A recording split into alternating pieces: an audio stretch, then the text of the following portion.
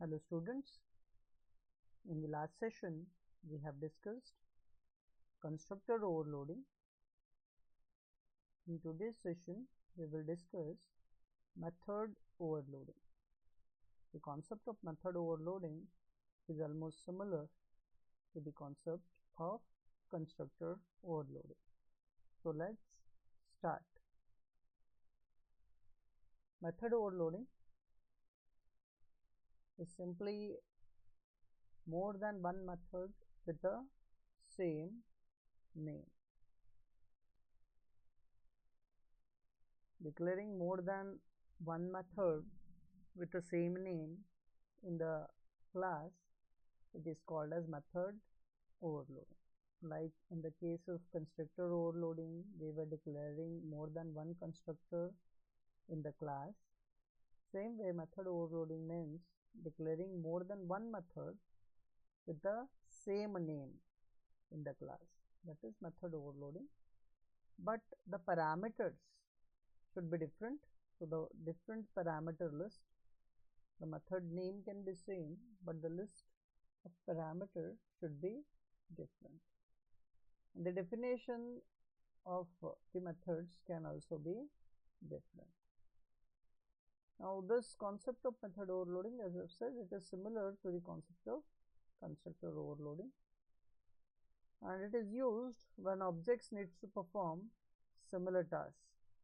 Whenever you want the objects to perform similar tasks by using different values, then you can go for method overloading. Method overloading is an example of static polymorphism. We have already studied about polymorphism. Polymorphism, it is simply means taking more than one form. Poly means many, so many forms, that is polymorphism. And method overloading, it is one form of polymorphism, and that is static polymorphism, which simply means the at compile time the method calls are resolved, and that is the reason it is called a static polymorphism. Okay, there are three ways to overload a method. By using three different ways we can overload the method. These ways are: first, by passing number of parameters, and example is given here.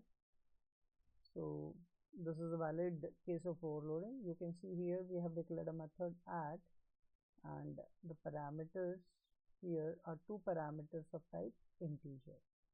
So int comma int, so that means two parameters of integer.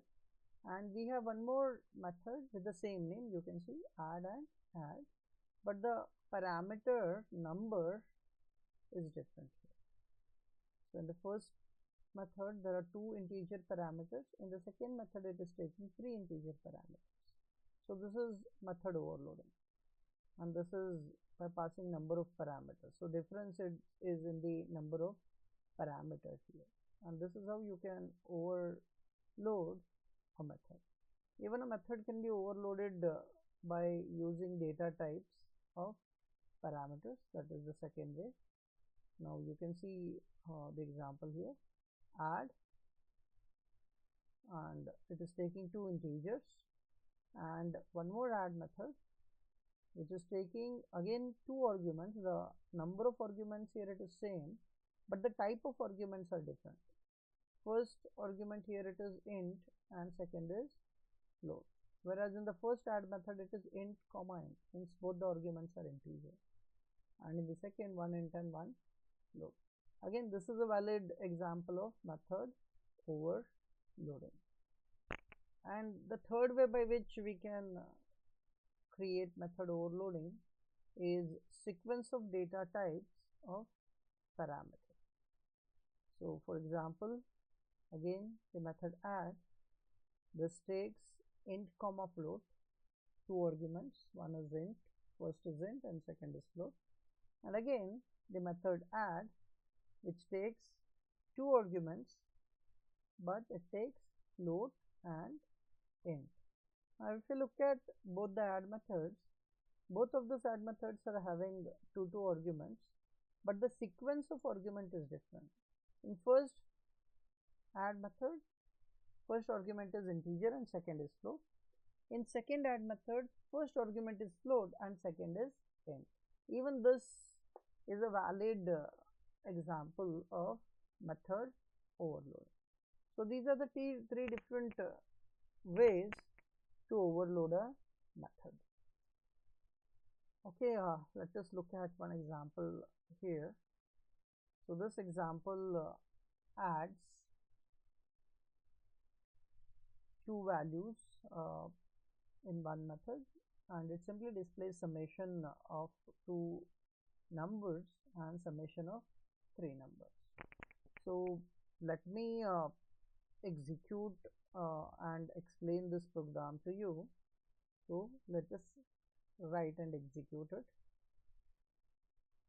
Okay, so let's open Notepad++. Okay, this is Notepad++. We already have typed this program. So we have a class display overloading. In this particular class, we have a first method. You can see public void add, and this method is taking two arguments of type integer, int comma int, and the arguments are a and b. And if you look at this particular method, in this method we have a system.out.println statement, and we are printing a message first: addition of two numbers colon equal plus, this is for concatenation, and here you can see we are adding a plus b, the arguments which we have received a and b. We are adding those arguments and we are displaying the summation. And again we have one more method. The name here it is same again, add, but this method is taking three arguments instead of two, and again we are printing addition of three numbers is a plus b plus c. So this class display overloading contains two methods having same name but different arguments. So in this particular class we have overloaded the add method. This type of declaration is not supported by C programming language. Remember, we cannot have more than one method which has same name in C programming, but the same thing can be used in Java programming language.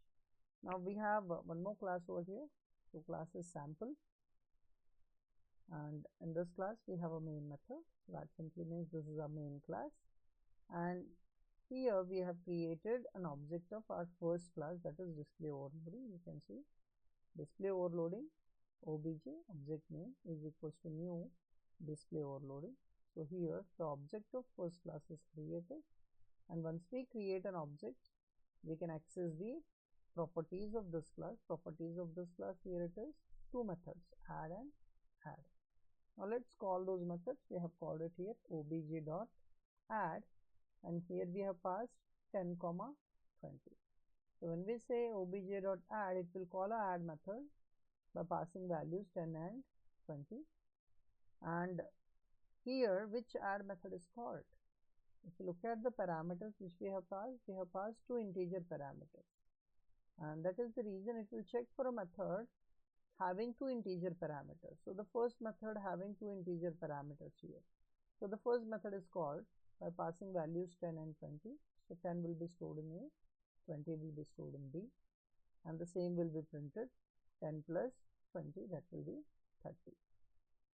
Then again when we call object.add by passing three parameters 10, 20 and 30, it will again call the add method, and it will check which add method takes three parameters. It is the second add method, and again 10 will be stored in A, B will have 20 and C will have 30, and it will print 10 plus 20 plus 30. So this is how we can declare more than one method with same name, that is method overloading in Java. So let me execute this program and show you the output. Okay, we'll go to F. The program name is, okay, I'll just reduce the size. So it is Java C. We will compile it. Our name is display overloading.